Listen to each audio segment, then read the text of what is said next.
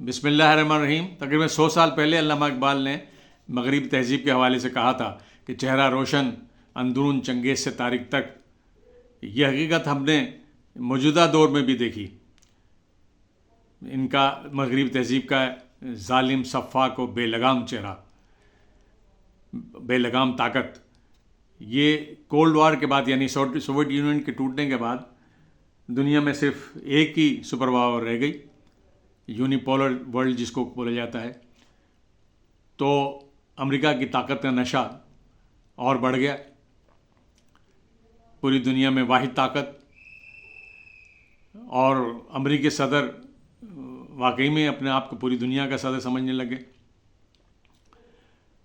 تو cold war کا جب خاتمہ ہوا تو بات یہ ہوئی کہ سوال اٹھا کہ نیٹو کا کیا جواز ہے۔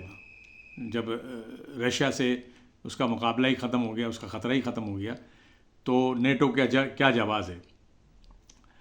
تو 1995 میں 1995 میں سابقہ نیٹو سیکرٹری جنرل نے ایک انٹرنیشنل کانفرنس میں، ان کا سیکرٹری جنرل کا نام تھا ولے کلیس، انہوں نے کانفرنس میں کہا کہ اب ہمیں نیا خطرہ ہے اسلامک فنڈامنٹلزم سے۔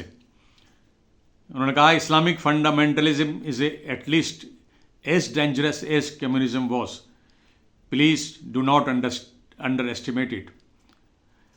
اب یہ نیٹو کے سیکرٹری جنرل نے کہا تو ظاہر ہے ان کے ذہن میں کوئی پلاننگ تھی، بالکل پلاننگ تھی۔ پھر اس کے فوراً بعد 1996 میں ایک American political scientist Samuel Huntington نے کتاب لکھی، کلیش آف سویلائزیشن، بہت مشہور ہوئی۔ انہوں نے نیا تصور یہ دیا، اس تصور کے پیچھے یہ ساری پلاننگ آپ کو نظر آ جائے گی۔ تصور یہ دیا کہ اب جنگ جو کسی ٹیریٹری میں، سیاست میں اور کسی علاقے کے لیے نہیں ہوگی، بلکہ یہ تہذیبوں کی جنگ ہوگی۔ انہوں نے 8 تہذیبوں کا ذکر کیا اس میں، اور جو سب سے بڑا خطرہ انہوں نے یہ اس میں بیان کیا اپنے کتاب میں کہ اسلامک فنڈامنٹلزم سے ہمیں سب سے بڑا خطرہ ہے، اسلامک تہذیب سے سب سے بڑا خطرہ ہے۔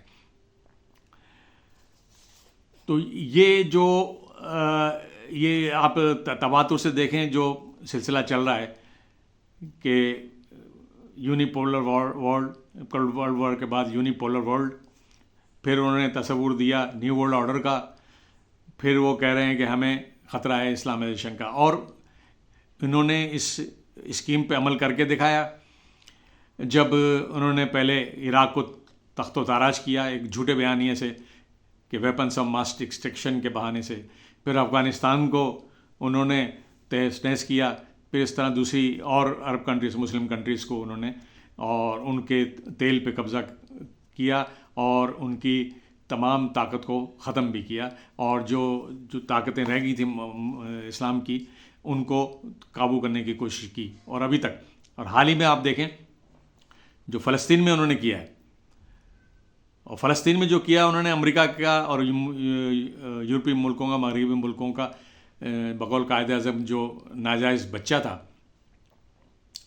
اس کو پالنے کے لیے، اس کی پشت پناہی کے لیے انہوں نے پورے فلسطین کو تہس نہس کر دیا ہے، اور 70-75 سالوں سے یہ سلسلہ جاری ہے کہ وہ اسرائیل کو مضبوط سے مضبوط تک، طاقتور سے طاقتور کرتے جا رہے ہیں، فلسطین کی زمین پر قبضہ کرتے چلے جا رہے ہیں۔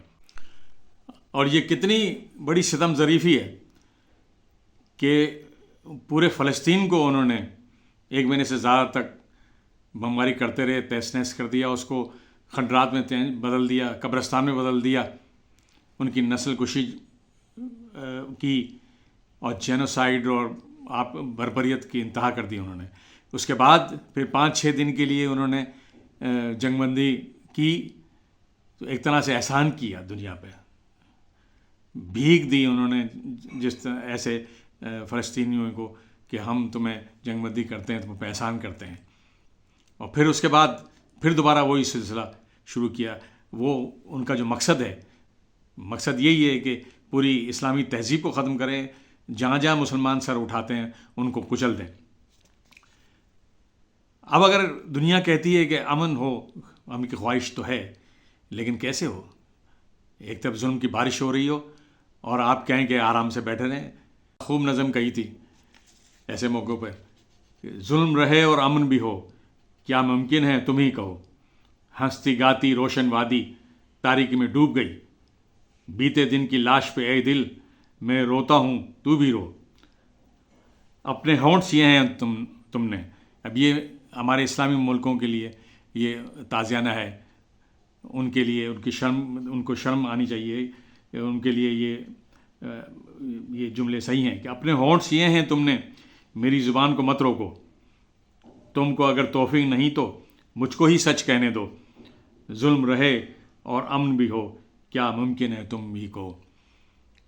اب یہ جو بات ہوئی ہے کہ کلیش آف سیولائزیشن، یعنی اپنی تہذیب کو وہ پوری دنیا پہ وہ لاگو کرنا چاہتے ہیں، اپنی جمہوری ہونے کا دعویٰ کرتے ہیں، اپنی تہذیب کا وہ پرچار کرتے ہیں، انسانی حقوق کا پرچار کرتے ہیں، لیکن ان کی تہذیب کیا ہے دنیا نے دیکھ لیا ہے، وہ پورا آشکار ہو چکی ہے. Mister Biden, this is not clash of civilization. This is end of civilization on your part. آپ کا چہرہ ایکسپوز ہو چکا ہے. لیکن اسلامی دنیا کی طرف سے، مسلمانوں کی طرف سے بھی آپ کو ایک پیغام ہے، اسلامی تہذیب کی طرف سے بھی اور مسلمانوں کی طرف سے بھی آپ کو ایک پیغام ہے کہ توحید کی امانت سینوں میں ہے ہمارے، آسا نہیں مٹانا نام و نشان ہمارا.